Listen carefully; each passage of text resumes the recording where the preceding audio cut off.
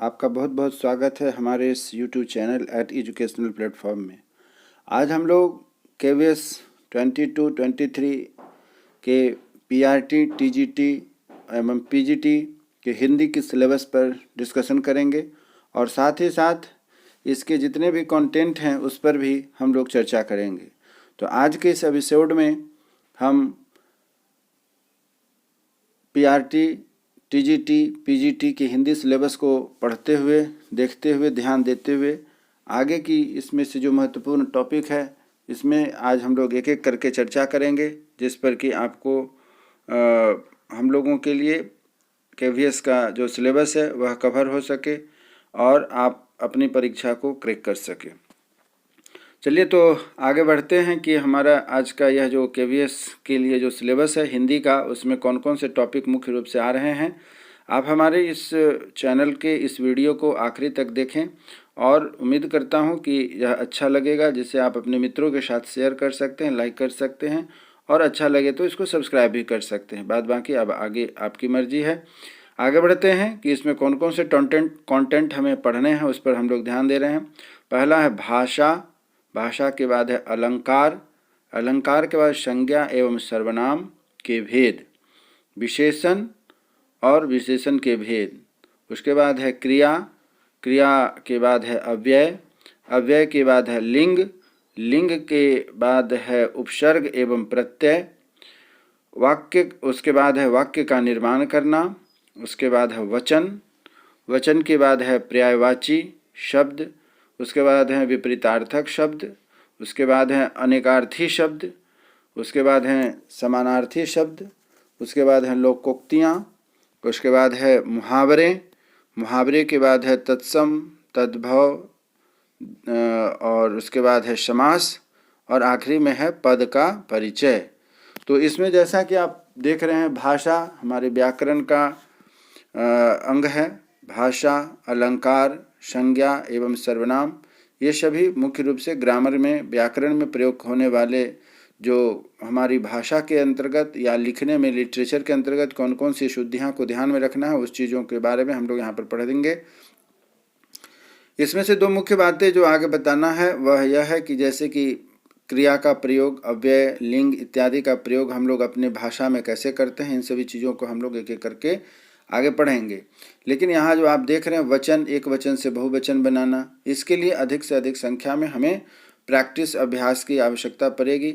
और पर्यायवाची शब्द भी उसी तरीके से, पर्यायवाची शब्द का अर्थ होता है समानार्थक शब्द, और विपरीतार्थक शब्द को कहीं कहीं हम उल्टे शब्द के रूप में भी जानते हैं, विपरीत शब्द के रूप में भी जानते हैं।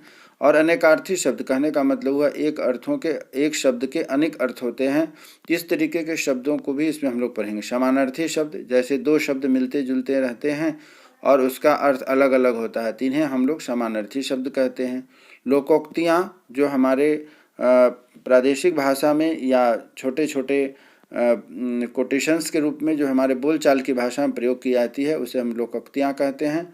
और मुहावरे भी हम लोग उससे मिलता जुलता है, लेकिन आज के वर्तमान युग में जो है कि मुहावरे जो भाषा के स्तर पर प्रयोग हो, लोकोक्तियाँ हो जाती हैं, जो कि हमारे रीजनल स्तर पर यानी कि प्रादेशिक क्षेत्रीय स्तर पर प्रयोग किए जाते हैं, उसे हम लोकोक्तियाँ कहते हैं।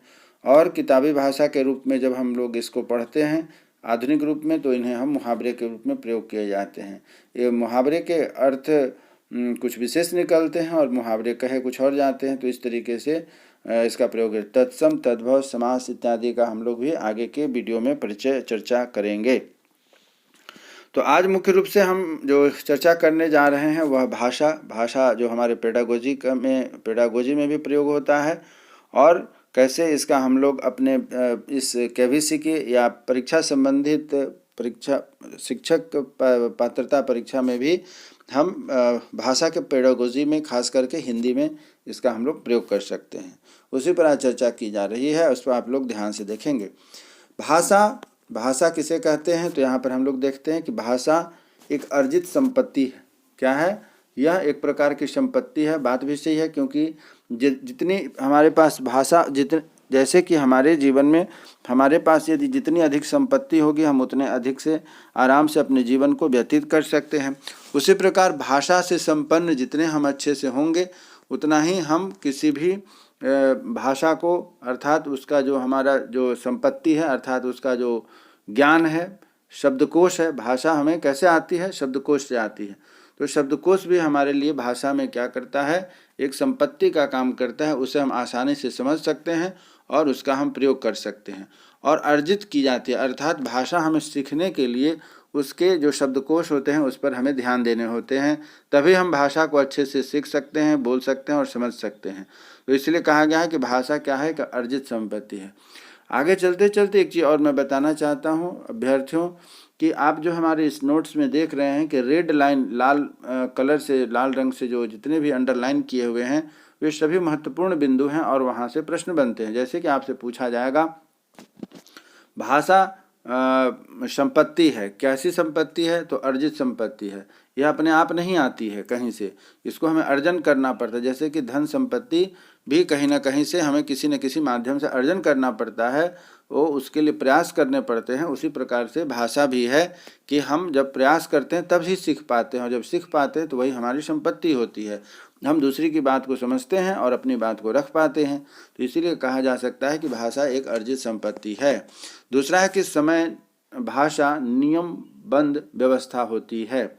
यहाँ जो आप देख रहे हैं नियम, इसमें प्रश्न बनता है कि आपसे प्रश्न पूछा जाता है कि भाषा की जो व्यवस्था है वह किस प्रकार काम करती है, तो नियम से बंद करके। यही कारण है कि हम लोग इसे क्या है? व्याकरण के अंतर्गत पढ़ते हैं। अगर नियम से नहीं बंधे रहेंगे तो बहुत सारे शब्दों का प्रयोग, बहुत सारी मात्राओं का प्रयोग गलत हो जाएगा। तो इसलिए क्या है कि जब हम कभी भी भाषा का प्रयोग करते हैं तो नियम में बंध के, वह नियम क्या है? व्याकरण है, ग्रामर है, जो हमें बताता है कि नियम के अनुसार कैसे हमें प्रयोग करना है, और तभी जा कर के वह सही प्रयोग होता है जो काफ़ी प्रभावकारी होता है। इसीलिए भाषा जो हमारे संप्रेषण का, यहाँ जैसा आप देख रहे हैं चौथा नंबर में है कि भाषा संप्रेषण का सर्वप्रथम माध्यम और बहुत ही प्रभावकारी माध्यम होता है। जो बोल करके किसी भी चीज़ को कही जा सकती है संप्रेषण के द्वारा, उसका सबसे प्रभावकारी और सबसे प्रथम माध्यम होता है। यह प्रश्न बनता है आपका CTET में है, KVS में है, इसके अलावा भी अन्य कई प्रतियोगिता परीक्षाओं में आपसे पूछा जाता है कि भाषा क्या है। तो भाषा हमारे संप्रेषण का सर्वप्रथम माध्यम है। जैसा कि पहले भी हम लोग अपने वीडियो में मैंने चर्चा किया हुआ है कि संप्रेषण के 3 माध्यम हैं, बोलकर, लिखकर और संकेत के द्वारा। तो इसीलिए कहा है कि भाषा संप्रेषण का सर्वप्रथम माध्यम है। यहाँ देख रहे हैं कि भाषा का प्रभाव जटिल से सरल की ओर जाता है। कहने का मतलब है यदि कोई बात हम नहीं स्पष्ट कर पा रहे हैं तो वह समस्या कठिन बनी रहती है, जटिल बनी रहती है, और जब हम उसे भाषा के रूप में, अर्थात वैसी भाषा जिससे कि वक्ता और श्रोता दोनों ही आपस में समझ सकते हैं, तो इस तरीके का भाषा यदि आप प्रयोग करते हैं, हम प्रयोग करते हैं, तो जटिल से जटिल समस्या भी क्या है कि सरल हो जाती है। इसीलिए कहा गया कि भाषा का प्रभाव जटिल से सरल की ओर होता है। इसी प्रकार आगे बढ़ते हैं। 5वां पॉइंट है कि संयुक्त परिवार में बच्चे का भाषा विकास अच्छा होता है। तो भाषा, जैसा कि हम जानते हैं कि भाषा क्या है कि भाषा एक ऐसी माध्यम है जिसे हम जितना अधिक से अधिक प्रयोग करते हैं तो हम आसानी से और अच्छे से सीख सकते हैं। तो यहाँ जैसा कि बताया जा रहा है कि संयुक्त परिवार, अर्थात वह परिवार कैसा होगा? बड़ा परिवार होगा। तो बड़ा परिवार होगा तो आप अपने घर के परिवार के सदस्यों के साथ अधिक लोगों से अधिक बात करेंगे। जितनी अधिक आप बात करेंगे, जितना प्रैक्टिस होगा, आपकी बात का प्रयास होगा, उतना ही आप उस अपनी भाषा में अच्छे होंगे, निपुण होंगे। इसीलिए यहाँ पर कहा गया है कि संयुक्त परिवार में बच्चे का भाषा विकास अच्छा होता है। आगे है कि भाषा सोचने, महसूस करने और चीज़ों से जुड़ने का उत्तम साधन है। बिल्कुल सही बात है। भाषा सोचने पहला है, सोचने, फिर महसूस करने और चीज़ों से जुड़ने का उत्तम साधन होता है। यदि भाषा आप बोलना चाहते हैं किसी भी विषय में, चाहे हिंदी हो, इंग्लिश हो, आपकी अपनी कोई अदर लोकल लैंग्वेज हो या कोई भी हो, तो आप उसमें आसानी से सोच पाते। यही कारण है कि हमारे हिंदी भाषी जो स्टूडेंट होते हैं हिंदी में ज़्यादा अच्छे होते हैं, क्योंकि यहाँ आप हिंदी आपकी मातृभाषा है। आप जब भी कुछ सोचते हैं तो आप पहले हिंदी में सोचते हैं, फिर उसे इंग्लिश में या किसी अन्य भाषा में ट्रांसलेट करके उसके बाद उस भाषा का प्रयोग करते हैं। क्योंकि बचपन से अब हिंदी भाषा का प्रयोग करते आए हैं, घर में, परिवार में, आस पड़ोस में, हर जगह, तो इसलिए हमारी भाषा हिंदी ज़्यादा उत्कृष्ट होती है अन्य भाषा की तुलना में।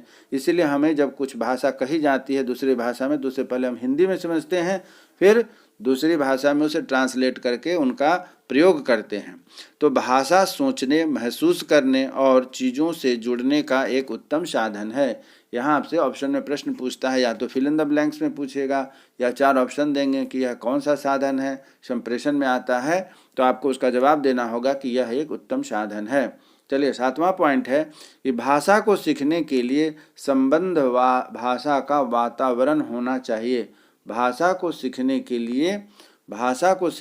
लिए संबंध भाषा का वातावरण होना चाहिए। भाषा को सीखने के लिए अर्थात हम भाषा कैसे सीख पाएंगे, कैसे सीखते हैं, तो एक वातावरण बनना चाहिए। अर्थात जहाँ हम हैं वहाँ पर मेरी भाषा के अनुरूप ही दूसरे भाषा बोलने वाले भी लोग होंगे, तभी हम अपनी बात को रख पाएंगे और उनकी बात को समझ पाएंगे। ऐसा होगा कि मैं हिंदी में बात करूं, वह व्यक्ति किसी दूसरी भाषा में बात करे, कन्नड़, मलयालम या कोई विदेशी भाषा में, तो वहाँ पर वातावरण नहीं बन पाता है। इसीलिए हम कह सकते हैं कि भाषा सीखने के लिए संबंध भाषा का वातावरण होना चाहिए। अर्थात एक भाषा भाषी के लोग होंगे तभी हम लोग आसानी से सीख सकते हैं और सोच सकते हैं, जुड़ सकते हैं, महसूस कर सकते हैं। इसलिए कहा गया कि भाषा को सीखने के लिए संबंध भाषा का वातावरण होना चाहिए। नेक्स्ट है 8वां पॉइंट है कि भाषा अध्ययन में मुख्य तत्व उच्चारण की स्पष्टता होती है। बिल्कुल यहाँ पर आपको ध्यान रखना है कि भाषा अध्ययन में, इसीलिए बच्चों को, छोटे बच्चों को खास करके, विशेष करके कहा जाता है कि आप उच्चारण करके पढ़िए। उच्चारण करके पढ़ने से उनकी मात्रा स्पष्ट होती है, और जब मात्रा स्पष्ट होती है तो भाषा भी उत्कृष्ट होती है, और साथ ही साथ हमारी भाषा बहुत ही प्रभावकारी होती है। क्योंकि मात्रा का हेर फेर हो जाने से उसका अर्थ से अनर्थ हो जाता है, अर्थ से बिल्कुल विपरीत अर्थ हो जाता है। इसीलिए कहा गया है कि भाषा अध्ययन में मुख्य तत्व उच्चारण की स्पष्टता होती है। उच्चारण स्पष्ट होंगे तो कहने का जो हमारा संवाद है, जो हमारा अभिप्राय है, वह भी स्पष्ट होता है। इसी प्रकार आगे बढ़ते हैं। 9वां पॉइंट है कि भाषा में यह एक महत्वपूर्ण, भाषा की कक्षा में यह महत्वपूर्ण है कि भाषा की पृष्ठभूमि पर किसी को पीछा न छोड़ा जाए। कहने से अभिप्राय यहाँ यह होता है कि यदि हमारे जो स्टूडेंट पढ़ रहे होते हैं कक्षा में, तो यदि उसमें कहीं गड़बड़ी है, वह स्पष्ट बोल नहीं पा रहा है, हकलाता है, तोतलाता है, या उसके उच्चारण में कहीं दिक्कत है, तो ऐसा हमें उसे छोड़ करके आगे नहीं निकलना चाहिए। जब हम एज ए शिक्षक क्लास में रहते हैं, यदि उसके उच्चारण में, मात्रा में सही प्रयोग नहीं हो रहा है, तो हमें उसको निश्चित रूप से कक्षा के दौरान ही बतानी चाहिए। इससे बच्चों के अंदर जो कमियां हैं वह क्लियर हो जाती है और वह आजीवन उसमें सुधार हो जाता है। अन्यथा जो वह गड़बड़ी है वह आजीवन गड़बड़ी बनी रहेगी, जो जीवन में फिर दोबारा उसे मौका नहीं मिलेगा यदि हम उसे प्राइमरी स्तर पर या प्रारंभिक स्तर पर नहीं समझाते हैं। इसी प्रकार आगे बढ़ते हैं कि 10वां पॉइंट कहता है कि प्रत्येक कक्षा भाषा की कक्षा होती है। प्रत्येक कक्षा भाषा की कक्षा होती है। ऐसा अभिप्राय यह है कि हम किसी भी विषय को पढ़ने जाते हैं, चाहे हिंदी हो या फिर गणित हो या विज्ञान हो या समाज हो, इंग्लिश भाषा को छोड़ करके, या इवन यह कह सकते हैं कि इंग्लिश में भी बहुत सारी बातें जो हैं कि प्रत्येक बच्चे को नहीं समझ में आती है, तो हमें वहाँ क्या है कि हिंदी में समझानी पड़ती है। तो कहने से अभिप्राय है कि वैसी भाषा जो हमारे लिए सरल हो, सहज हो, सुलभ हो, वैसी भाषा का ही प्रयोग हमारे सभी विषयों में किया जाता है। अर्थात प्रत्येक कक्षा में भाषा की कक्षा होती है, तो अर्थात सभी विषयों में विषय अलग हो जाते हैं लेकिन भाषा समान रहता है। जैसे कि अगर हिंदी भाषी के स्टूडेंट हैं तो हिंदी होती है उनकी, हिंदी में संस्कृत को भी पुनः हम हिंदी में बताते हैं, गणित भी उनकी हिंदी में होती है, और समाज भी उनकी हिंदी में होती है, सामाजिक अध्ययन, और विज्ञान के विषय भी उनके हिंदी में होते हैं। इवन कि इंग्लिश भी हम जब पढ़ाते हैं तो पढ़ाने के बाद उन्हें हिंदी में ट्रांसलेट करके बताते हैं, जिससे कि बच्चे को समझ में आए। इसलिए कहा गया है कि प्रत्येक कक्षा भाषा की कक्षा होती है। आगे बढ़ते हैं कि 11वां पॉइंट है, भाषा सीखने में जो त्रुटियां होती हैं वह सीखने की प्रक्रिया का एक स्वाभाविक हिस्सा होती है जो समय के साथ दूर होने लगती है। भाषा सीखने में जो त्रुटियां होती हैं, अर्थात हमें जो शुद्धियां हैं, त्रुटियां हैं, कमियां हैं, वह सीखने की प्रक्रिया का एक स्वाभाविक हिस्सा है। यदि हम सीखना चाहते हैं किसी भी भाषा को तो निश्चित रूप से सीखने के दौरान कहीं कहीं त्रुटियां होंगी, और जैसे जैसे हम आगे बढ़ते हैं, जब हमें अपनी गलतियों का एहसास होता है तो हम धीरे धीरे उसमें सुधार करते हैं और हमारी भाषा उत्कृष्ट होती जाती है, शुद्ध होती जाती है। इसीलिए कहा गया है कि भाषा सीखने में जो त्रुटियां होती हैं वह सीखने की प्रक्रिया का एक स्वाभाविक हिस्सा होती है, जो समय के साथ साथ दूर होने लगती है। इसी प्रकार आगे बढ़ते हैं। 12वां पॉइंट कहता है कि बच्चे विद्यालयी शिक्षा की शुरुआत से पहले ही भाषा की जटिलताएं एवं नियम को आत्मसात का पूर्ण अभ्यास की क्षमता रखते हैं। तो हम सभी जानते हैं कि अभी ऊपर हम लोगों ने पढ़ा भी है कि भाषा बच्चे अपने घर से ही सीख करके आते हैं। खास करके संयुक्त परिवार के जो बच्चे हैं तो उनकी भाषा ज़्यादा उत्कृष्ट होती है। तो यहाँ जो 12वां पॉइंट कह रहा है कि बच्चे विद्यालय शिक्षा की शुरुआत, बच्चे घर से, परिवार से, समाज से पहले से भाषा सीखे होते हैं और स्कूल में, विद्यालय में आकर उनकी भाषा और उत्कृष्ट होती है। इसीलिए कहा गया है कि पहले ही भाषा जटिलताएं और नियम की आत्मसात का पूर्ण अभ्यास क्षमता रखता है। बच्चा घर से ही बहुत सारी भाषाओं, बातों को सीख करके आता है और जिसे वह प्रयोग करता भी है। विद्यालय में हम उसकी जो भाषा होती है उसको परिष्कृत करते हैं, उसके शार्पनेस लाते हैं और उससे उत्कृष्ट बनाने का प्रयास करते हैं। विद्यालय में भाषा का इस प्रकार से हम लोग प्रयोग करते हैं। 13वां पॉइंट कहता है कि भाषा दो प्रकार के होते हैं। भाषा दो प्रकार के होते हैं, एक औपचारिक भाषा और दूसरी अनौपचारिक भाषा। जैसा कि हम सभी जानते हैं कि औपचारिक भाषा के लिए उनकी जो क्रियाकलाप होती है वह विद्यालय में आकर के उत्कृष्ट होती है, और अनौपचारिक भाषा उन भाषा को कहते हैं जो घर परिवार में बोल करके हम सीखते हैं और उससे हमारा अपना जो घर परिवार या समाज की जो बातें होती हैं उसके लिए अनौपचारिक भाषा का ही हम प्रयोग करते हैं। उसके लिए किसी विद्यालय भाषा का प्रयोग नहीं करना पड़ता है। और औपचारिक भाषा के लिए, जिससे हम जनरली सामान्य रूप से व्याकरण के माध्यम से या शिक्षकों के द्वारा उत्कृष्ट रूप से सीखते हैं, प्रयास करते हैं, उसकी परीक्षाएं दी जाती है, परीक्षा ली जाती है, अंक निर्धारण होते हैं। इसलिए यहाँ पर भाषा के दो प्रकार दिखाए गए हैं। आगे बढ़ते हैं कि मातृभाषा में बच्चे के ज्ञान का विकास सहायक होता है। मातृभाषा में बच्चे के ज्ञान का विकास सहायक होता है। इस पर हम लोग आगे भी चर्चा कर चुके हैं कि बच्चे को यदि अच्छी ज्ञान देनी है, शिक्षा देनी है और शुरू से ही समझ परक बनाना है तो उसके लिए उसकी मातृभाषा का यदि प्रयोग किया जाता है तो मातृभाषा में प्रयोग करने से उसकी भाषा उत्कृष्ट होती है, उसकी शिक्षा भी उत्कृष्ट होती है और साथ ही साथ उसकी समझ की प्रक्रिया जो है वह भी काफ़ी उत्कृष्ट होती है। आगे बढ़ते हैं। इसी प्रकार से 15वां पॉइंट कहता है कि मातृभाषा विचार विनिमय और शिक्षा ग्रहण करने का सर्वश्रेष्ठ माध्यम है। मातृभाषा क्या है? मातृभाषा से बच्चों के अंदर में विचार विनिमय अर्थात आपस में विचार के आदान प्रदान करने को हम लोग विचार विनिमय कहते हैं। और शिक्षा जो शिक्षक पढ़ा रहे होते हैं उनकी बातों को बच्चे आसानी से समझते हैं और ग्रहण करते हैं।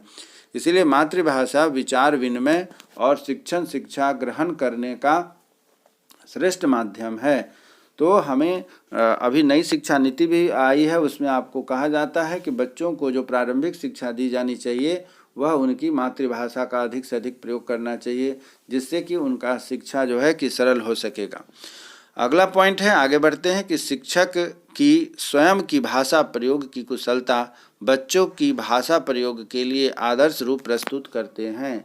यह जो आप देख रहे हैं, मैं पहले भी बोला था, फिर आपको एक बार निर्देशित करना चाहता हूँ, ध्यान आकृष्ट करना चाहता हूँ कि हमारे इस वीडियो में जहाँ जहाँ आप लाल रंग का, लाल पेन का या अंडरलाइन देख रहे हैं वह महत्वपूर्ण पॉइंट बनते हैं जिससे कि आप ध्यान देंगे, इससे आपके प्रश्न बनते हैं।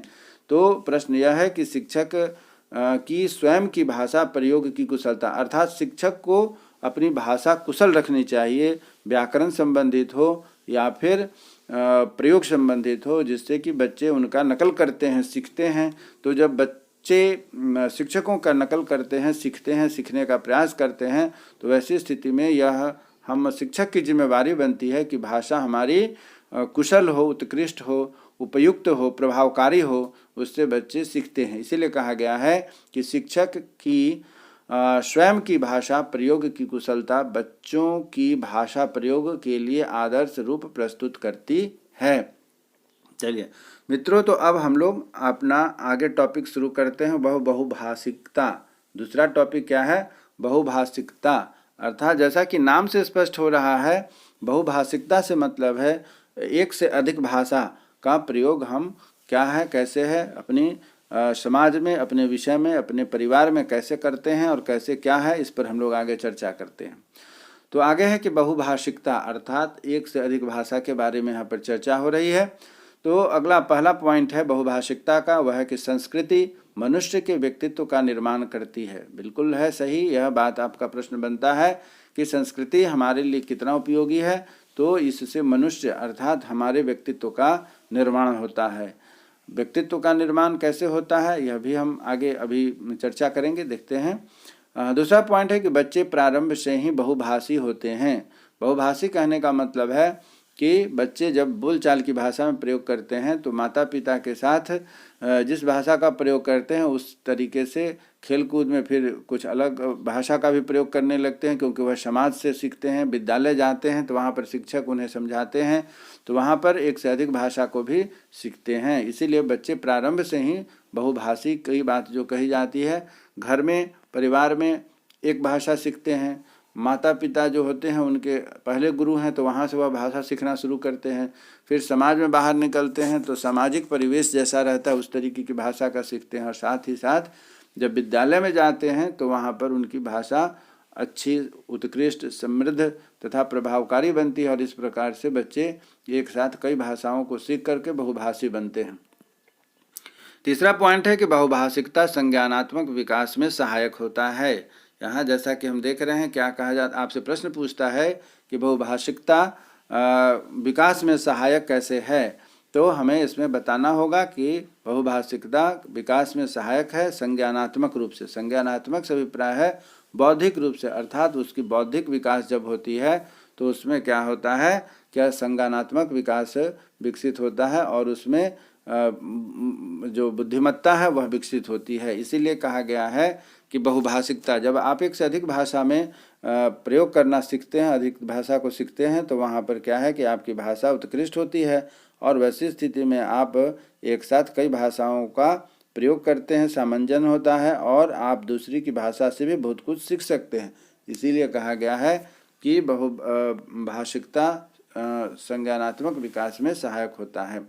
इसी प्रकार आगे हमारा चौथा पॉइंट है कि भिन्न भिन्न भाषिक पृष्ठभूमि में आए बच्चों की भाषा को कक्षा में स्वीकार करना चाहिए। भिन्न भिन्न भाषिक पृष्ठभूमि अर्थात यदि कक्षा में कोई मान लीजिए कि ऐसी शिक्षा है, समावेशी शिक्षा के तहत कई तरह के बच्चे एक छत्र के नीचे बैठते हैं, तो ऐसी स्थिति में दूसरी भाषा के भी जो बच्चे हैं उन्हें भी अपनी बात रखने का मौका दिया जाना चाहिए। इससे बच्चों के अंदर क्या है कि आपसी भाषा तथा कक्षा में उनकी भाषा को उत्कृष्ट करने का मौका मिलता है। तो हमें दूसरी की भाषा को भी सम्मान देना चाहिए, स्वीकार करना चाहिए, उससे हमारी भाषा भी उत्कृष्ट होती है।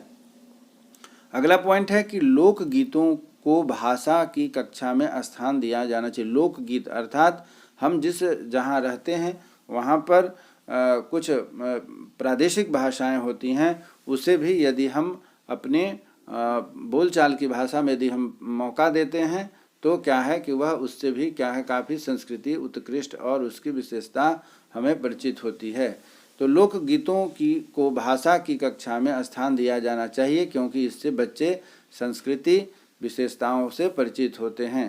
क्योंकि हम जानते हैं कि लोकगीत में जो गाए जाने वाले या शब्दों का प्रयोग होता है उसकी मधुरता अलग होती है, उसका महत्व अलग होता है। उसे हम हिंदी या किसी अन्य भाषा में जब प्रयोग करेंगे तो मीनिंग तो जरूर मिलेगा, लेकिन वह मधुरता, वह प्रयोग, वह जो भावुकता जो होती है, वह भावना उसमें निकल के नहीं आ पाती है। इसलिए लोकगीत में लोकगीत को भाषा की कक्षा में स्थान दिया जाना चाहिए। अर्थात जहाँ हम जिस भाषा को सीख रहे हैं वहाँ पर वहाँ के लोकगीतों का भी प्रयोग होना चाहिए। इससे क्या है कि हमारी संस्कृति विशेषताओं से परिचित होते हैं।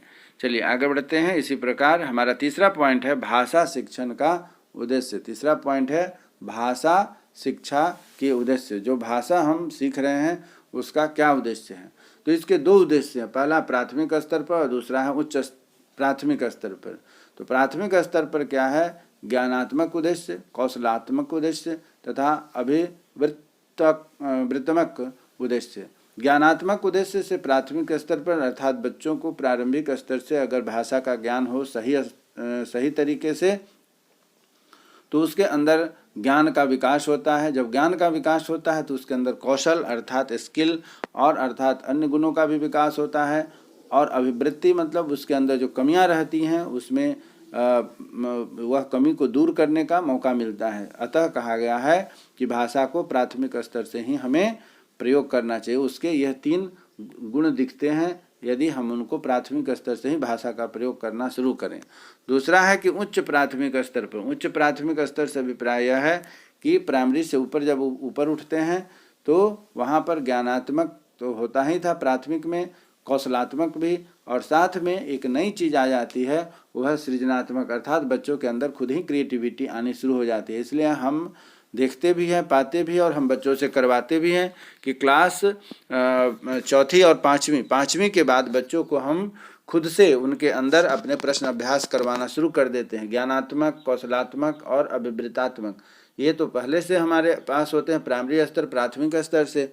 और बच्चे जब उच्च स्तर प्राथमिक स्तर से यानी कि उससे ऊपर श्रेणी में पहुंचते हैं तो उसके अंदर सृजनात्मकता उद्देश्य आ जाती है। और उसके बाद हम लोग बच्चों को अपने खुद से कुछ न कुछ अभ्यास करने, जैसे खुद से निबंध लिखने के लिए, खुद से प्रश्न अभ्यास करने के लिए, खुद से कहानी लिखने के लिए, कविता लिखने के लिए, इस तरीके से हम उन्हें प्रेरित करते हैं और बच्चे इसको करके भी लाते हैं।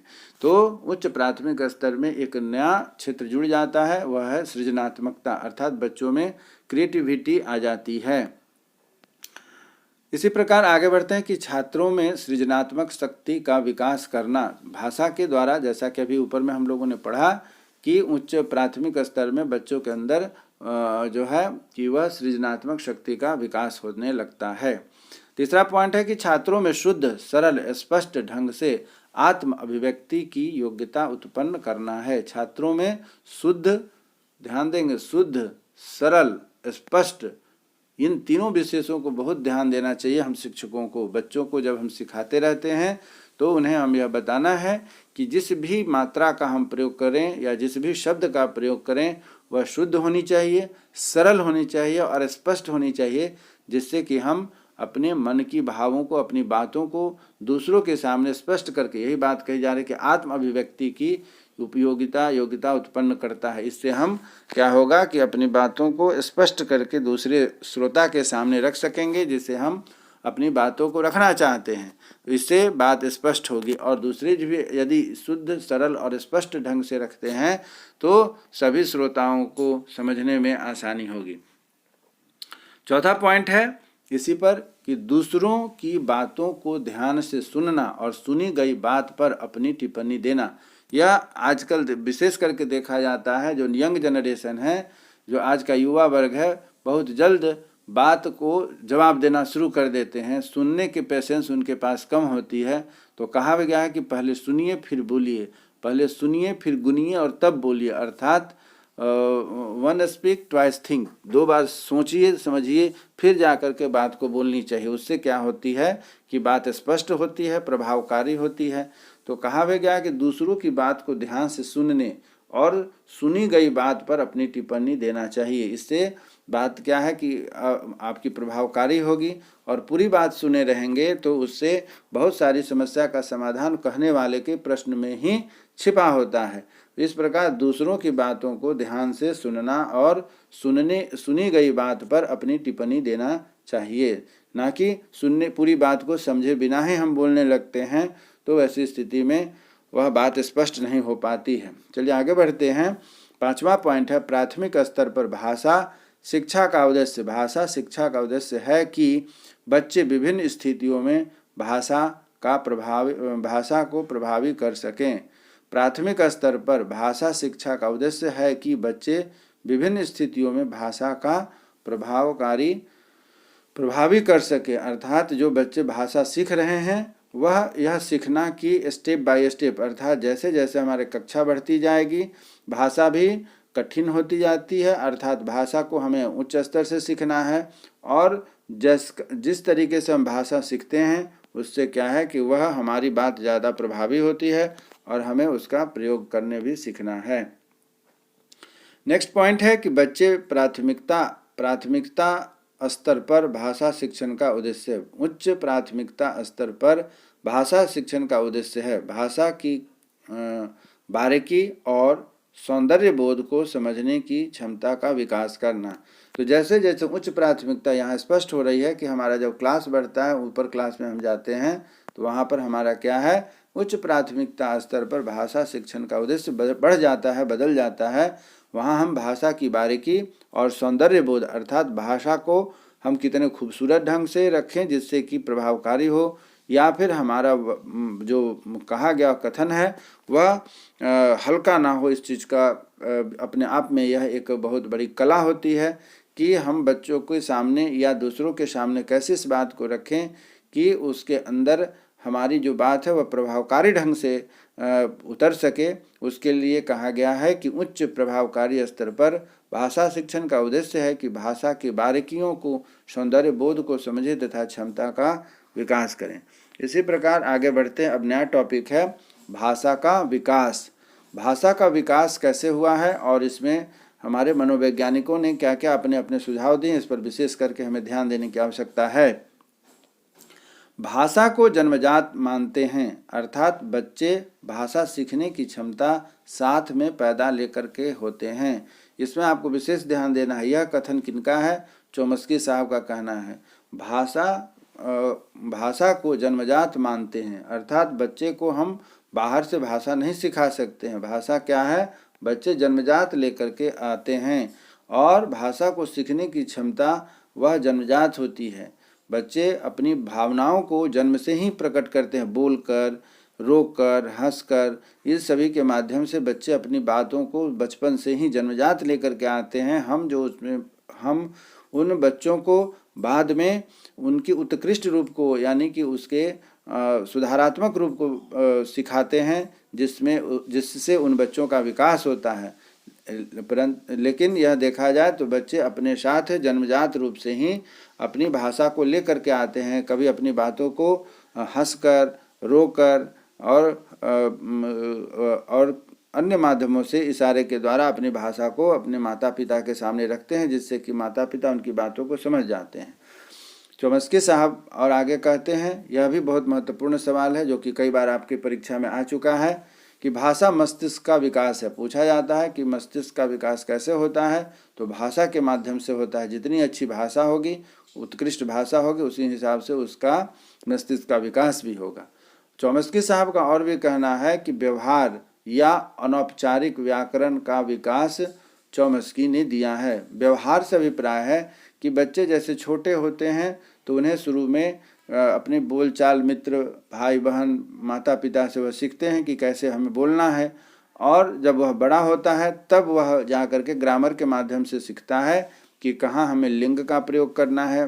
पिताजी जाते हैं, माँ आती है, या फिर एक वचन बहुवचन का प्रयोग होता है। तो यह सभी क्या है कि बच्चे जैसे जैसे बड़े होते हैं उसको सीखते हैं, परंतु वह जो है कि पहले से सीख करके आता है, उसके व्यवहार में होता है, प्रैक्टिस में होता है, और माता पिता से, घर परिवार से सीख के आता है। अतः इसको हम कह सकते हैं क्या कि यह अनौपचारिक व्याकरण के रूप में वो पहले से सीखा रहता है।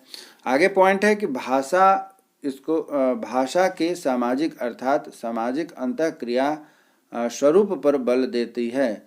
जैसा कि ऊपर भी हम लोगों ने इसको पढ़ा है कि यह स्टेटमेंट वागोत्स्की साहब का है। भाषा के सामाजिक, अर्थात सामाजिक अंतःक्रिया स्वरूप पर बल देती है, यह कथन वागोत्स्की साहब का है। इसमें हमें ध्यान देना है कि जहाँ भी भाषा के क्षेत्र में या अन्य किसी भी सिद्धांत में सामाजिक का प्रयोग होता है, मैंने पेडागोजी में भी आपको पहले पढ़ाया हुआ है, दूसरी वीडियो में अगर आप देखेंगे तो उसमें पाते हैं कि जहाँ भी भाषा सामाजिक स्तर की बात होती है तो उसमें वागोत्स्की साहब का आप उत्तर निश्चित रूप से देंगे।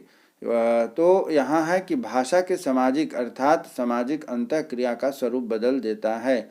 अर्थात यह है कि जिस भाषा का प्रयोग जिस क्षेत्र में किया जाता है, जिस परिवेश में होता है, उसी के अनुरूप वहाँ के लोगों का व्यवहार भी हो जाता है। इसीलिए कहा गया है कि भाषा सामाजिक अर्थात सामाजिक अंतः क्रिया से अभिप्राय है कि आप समाज में अकेले तो नहीं बोलते हैं, आपके साथ आपके बहुत सारे संपर्क के लोग होते हैं, आपके भाई हैं, बहन हैं, माता पिता, समाज के बहुत सारे रिलेटिव होते हैं।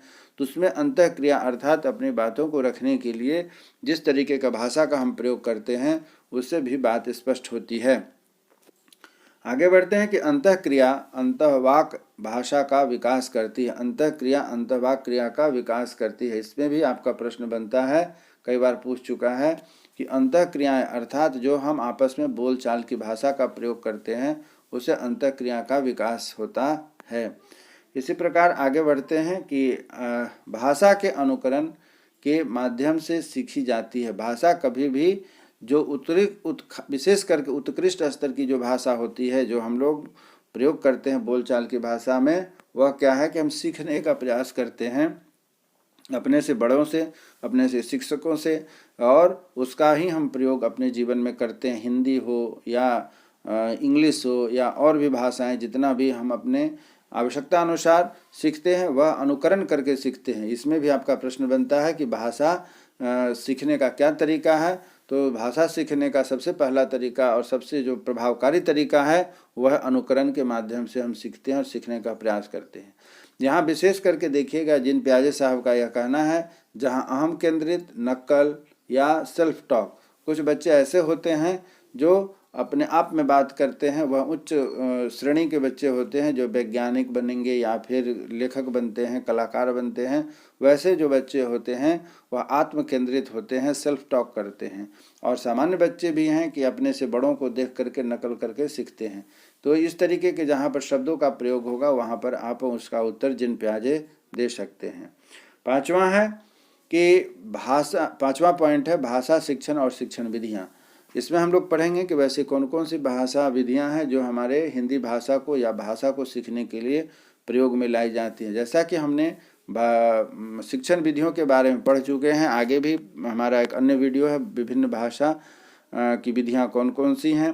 तो उसमें हम लोगों ने पढ़ा है आगमन विधि, निगमन विधि, संश्लेषण, विश्लेषण, व्याख्यान, एक्सकर्षण, बहुत सारी विधियों शिक्षण विधियों का हमने प्रयोग किया हुआ है। लेकिन यहाँ पर जो हम लोग पढ़ने जा रहे हैं वह है भाषा शिक्षण और शिक्षण विधियाँ। अर्थात बिना मातृभाषा का प्रयोग किए हुए सीधे नई भाषा की शिक्षा दी जा सकती है। इस तरीके की भाषण विधि को हम लोग प्रत्यक्ष विधि कहते हैं। क्या कहा गया है? बिना मातृभाषा का प्रयोग किए हुए सीधे नई भाषा की शिक्षा दी जाती है, इसे हम प्रत्यक्ष विधि कहते हैं। अर्थात जहाँ पर हम बच्चे को अपनी मातृभाषा में नहीं सिखा करके डायरेक्ट उस चीज़ को सिखाते हैं तो इसे हम प्रत्यक्ष विधि कहते हैं।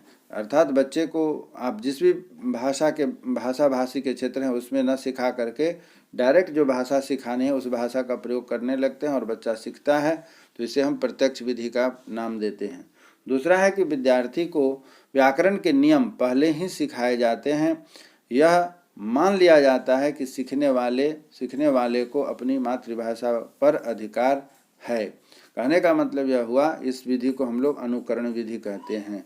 विद्यार्थियों को व्याकरण के नियम जब बच्चे बचपन से ही, या यहाँ पर बात हो रही है विद्यार्थी की, तो जब विद्यार्थी होते हैं उनको जब हम भाषा सीखने जाते हैं या उनको जब सिखाई जाती है तो बचपन से ही ग्रामर का प्रयोग करके सिखाया। जैसे कि आप एक वचन से बहुवचन में किस तरीके का प्रयोग करेंगे, कारक की किस मात्रा का प्रयोग करेंगे, या काल के अनुसार किस तरीके से प्रयोग होते हैं, वचन के अनुसार, लिंग के अनुसार कैसे प्रयोग होता है। जब उन्हें बचपन से ही शुरू से ही सिखाते जाते हैं तो बच्चे उसके अनुसार अनुकरण करते हुए आगे बढ़ते हैं। इसीलिए इसे अनुकरण विधि का अनुकरण व्याकरण विधि भी कहा जाता है। छठा पॉइंट है वर्तनी शिक्षण। वर्तनी के अभिप्राय यहाँ यह है कि बोल करके जिस तरीके का हम जिस भाषा का जिस उच्चारण का प्रयोग करते हैं उसके बारे में हम लोग चर्चा करने जा रहे हैं। वर्तनी से अभिप्राय है बोलना, बोल कर की बातों को रखना। तो मानक उच्चारण में ध्वनि का जो अनुकरण होता है, मानक उच्चारण अर्थात जब हम भाषा का प्रयोग करते हैं तो एक उच्च श्रेणी के स्टैंडर्ड लेवल के उच्चारण अर्थात शुद्ध शब्दों का प्रयोग करते हैं। अनुकरण होता है उसी के अनुसार लिखित रूप में वर्णों और अक्षरों का क्रम नियोजन शुद्ध वर्तनी का मुख्य उद्देश्य होता है। अर्थात जो हम सीखते हैं और प्रयोग करते हैं वह भी क्या है, स्टेप बाय स्टेप अनुकरण करते हुए उन जो क्रम वाइज है उसका प्रयोग करते हैं। जैसे कि यहाँ पर वर्ण और अक्षर, जैसे कि हम लिखना शुरू करते हैं तो एक वाक्य लिखते हैं तो एक वाक्य में ऐसा नहीं कि केवल हम अ आ ई ही सीखते हैं। जब हम शब्द बनाना शुरू करते हैं तो उसमें वर्ण और अक्षर सबों का प्रयोग होता है और उसके अंतर्गत जो है कि स्वर और व्यंजन सबों का प्रयोग होता है। इसलिए कहा गया है कि नियोजन शुद्ध वर्तनी का मुख्य उद्देश्य होता है। अर्थात जब हम भाषा का प्रयोग करते हैं तो उसमें शुद्ध भाषा का प्रयोग करने का हमारा उद्देश्य होता है, जिससे कि बच्चे उसे सीख करके अमल करते हैं। दूसरा है, आप देख रहे हैं कि हिंदी वर्तनी का स्वरूप अक्षरात्मक है। यह प्रश्न भी आई, इसलिए मैंने लगाया हुआ है कि यह परीक्षा में प्रश्न पूछे जा चुके हैं। हिंदी वर्तनी का स्वरूप कैसा है, तो अक्षरात्मक है। उसमें स्वर वर्ण के भी संकेत तो होते ही हैं, उनकी मात्राएं भी प्रयुक्त होती हैं। क्या कहा गया है कि इसमें स्वर और व्यंजन हर तरीके के मात्रा का प्रयोग होता है। तो इस तरीके से हमें ध्यान रखना है कि हिंदी वर्तनी के स्वरूप अक्षरात्मक हैं, उसमें स्वर वर्ण भी संकेत के होते हैं और उनकी मात्राएं भी लगी हुई होती है। इसी प्रकार आगे बढ़ते हैं कि जो यहाँ महत्वपूर्ण बात है कि हिंदी वर्तनी, जैसे कि हम बोलते हैं तो बोलने के दौरान हमारी भाषा कैसे किन कारणों से अशुद्ध हो जाती है। हमारा प्रयास रहता है कि हम शुद्ध बोलें, परंतु कहीं ना कहीं उसमें त्रुटि आ जाती है, कमी आ जाती है, अशुद्धियाँ आ जाती हैं। तो ऐसे कौन कौन से कारक होते हैं जिसे हमें ध्यान रखना है। तो जैसे कि उच्चारण भिन्नता। अब उच्चारण भिन्नता में वर्तनीगत अर्थात जिस शब्द का प्रयोग, जिस मात्रा का प्रयोग हम कर रहे हैं उसका प्रयोग यदि सुनने वाले ने सही से नहीं सुना या हम में कहीं पर कमी रह जाती है उच्चारण करते समय वर्तनी में, तो वह स्पष्ट नहीं होता है और उससे अशुद्धियाँ प्रकट होती हैं। उसके बाद है व्याघात से अभिप्राय है जिन भाषा का हम प्रयोग कर रहे होते हैं उससे हम कितने सही ढंग से प्रयोग करते हैं। उसके बाद है चिन्हों में एक रूपता का अभाव। कई बार जो चिन्ह होते हैं, जैसे कि हम लोग पंचुएशन में पढ़े हैं, चिन्हों में एक रूपता का अभाव। लिखने के दौरान जो है कि यदि हमारी लिखावट सही नहीं है तो अगर दूसरा कोई व्यक्ति पढ़ेगा तो उसमें क्या है कि दिक्कत होने लगती है। या मात्रा का भी प्रभाव होता है, बड़ी की मात्रा, छोटी की मात्रा, बड़ी ऊ की मात्रा, छोटी ऊ की मात्रा। तो इस तरीके से यदि हम चिन्ह का प्रयोग सही से शुरू से नहीं समझ रहे हैं तो वहाँ दिक्कत होती है। फिर इसी प्रकार है लिपि का अपूर्ण ज्ञान। लिपि का, जैसा कि हम जानते हैं यदि हिंदी है तो देवनागरी लिपि है या फिर दूसरी कोई है तो गुरुमुखी है। तो इस तरीके से जिस भी भाषा को हम सीखने चलते हैं उसकी लिपि का हमें पूर्ण ज्ञान होना चाहिए, तब जाकर सही उच्चारण हो सकता है। मात्राओं के प्रयोग में सावधानी से प्रयोग करना। मात्राओं का प्रयोग, जैसा कि अभी मैंने बताया कि मात्रा जब लगाते हैं ए ऐ की मात्रा, ओ औ की मात्रा या हर्षई दीर्घई की मात्रा, तो इन सभी मात्राओं का यदि हम प्रयोग सही से करते हैं तो वह जा कर के स्पष्ट होता है, गलती कम होने की संभावना होती है। अन्यथा वहाँ पर गलती हो सकती है और गलती इसलिए होती भी है। अर्थभेद, एक शब्द के कई अर्थ होते हैं। अब उस अर्थ को किस वाक्य में कहाँ पर प्रयोग हो रहा है और किस अर्थ में प्रयोग हो रहा है, यह श्रोता और वक्ता दोनों के अपने अपने समझ पर निर्भर करता है और इससे भी अशुद्धियाँ प्रकट होती है। शब्द रचना अर्थात शब्द का जो निर्माण हो रहा है उसमें भी किस तरीके की बात कही जा रही है, इस पर भी बहुत मायने रखता है। यदि इन ऊपर के दिए हुए मुख्य बिंदुओं को ध्यान में रखा जाए तो हमारी अशुद्धियाँ कम होगी। अब प्रश्न यहाँ यह बनता है कि आपसे प्रश्न पूछा जाएगा कि वाक्यों में अशुद्धियों को कम करने के क्या क्या उपाय हैं या किन कारणों से अशुद्धियाँ होती हैं, तो आपको इसका ध्यान रखना पड़ेगा और इस तरीके से क्या है कि आपको जवाब देने होंगे। अब आखिरी पॉइंट यह बनता है कि वर्तनी ठीक करने, ऊपर बताया कि कहाँ कहाँ गलतियाँ होती हैं और इन्हें ठीक कैसे करना है, तो इसका उपाय आपको बताया गया है कि क्या करना है। इसके लिए प्रिंटिंग समृद्ध माहौल का निर्माण करना चाहिए। यह भी प्रश्न परीक्षा में पूछ चुका है कि वर्तनी ठीक करने हेतु कक्षा में हमें कौन से उपाय करने चाहिए, तो प्रिंटिंग समृद्ध माहौल। प्रिंटिंग समृद्ध माहौल से अभिप्राय यह होता है कि बच्चों को छपी हुई किताब दें जहाँ पर चित्र के अनुसार उसमें वह मात्रा समझेगा। जैसे कि आप देख रहे हैं कि बड़ी की मात्रा से क्या होता है, ईंख होता है, छोटी की मात्रा से इमली होती है, तो वह समझेगा कि इस तरीके की मात्रा का प्रयोग किन अर्थ में करना है। उसके बाद है कि बच्चों को यदि हम सिखा रहे होते हैं तो वहाँ पर हमें अधिक से अधिक यह प्रयास करना चाहिए कि बच्चों को पढ़ाने के बाद उन्हें लिखने का भी प्रैक्टिस करवाएं। इसीलिए यहाँ पर कहा गया है कि प्रिंटिंग समृद्ध माहौल, अर्थात जिस मात्रा को बच्चे सीखते हैं उसको लिख करके यदि बार बार प्रैक्टिस करेंगे, बार बार उसको लिखित रूप में प्रयास करते हैं, तो उनकी वर्तनी में जहाँ तक होगा अधिक से अधिक सुधार होगा और उसकी जो लिखावट है, वर्तनी है, वह उत्कृष्ट होगी। तो आज यह जो हमारा आपके KVS जो सिलेबस के अनुसार यह जो पहली टॉपिक थी भाषा, उस पर हमने अपनी व्याख्यान को पूरा किया। मित्रों, अभ्यर्थियों, आपको यदि हमारा यह टॉपिक सही लगा हो, उचित लगा हो, प्रभावकारी लगा हो, तो कृपया इसे लाइक करें, शेयर करें। और यदि आपको लगे कि यह हमारा चैनल आपके लिए प्रभावकारी है, सब्सक्राइब भी करें हमारे इस चैनल को, जिससे कि नई इससे रिलेटेड जो भी आपके पास हम कुछ टॉपिक लेकर के आएँ आपके लिए, उसकी नोटिफिकेशन आपको सबसे पहले मिल सके। इसी उम्मीद के साथ कि फिर हम अगले नए एपिसोड में किसी विशेष मुद्दे, विशेष टॉपिक को लेकर आपके साथ होंगे। तब तक यही उम्मीद है कि आप स्वस्थ रहें, मन लगा करके पढ़ाई करें तथा अपनी तैयारी को बनाए रखें। जय हिंद, जय भारत।